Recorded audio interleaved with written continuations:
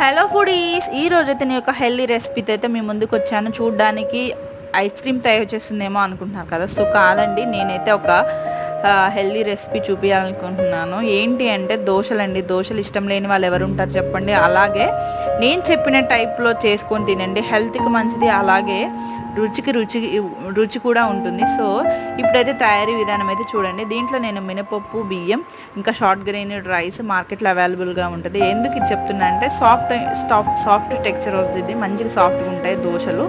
లేకపోతే లేదు, అయినా కానీ బాగానే వస్తుంది. ఇంకా మెంతులు, జొన్నలు, మినపప్పు, బీట్రూట్ ముక్కలు, సాల్ట్, వాటర్, ఇంకా రైస్, ఇవన్నీ మిక్సీ పట్టేసుకొని దోశలు వేసుకొని తింటుంటే ఉంటుంది కదా, సో మస్తు టేస్ట్ అయితే ఉంటుంది. సో ఇంట్లో అయితే ట్రై చేసి చూడండి. పిల్లలు పెద్దలైనా చాలా హెల్తీగా ఉంటారు. ట్రై చేసి అయితే తప్పకుండా చూడండి. అలాగే లైక్, సబ్స్క్రైబ్ అయితే తప్పకుండా చేయండి. Thank you so much watching this video.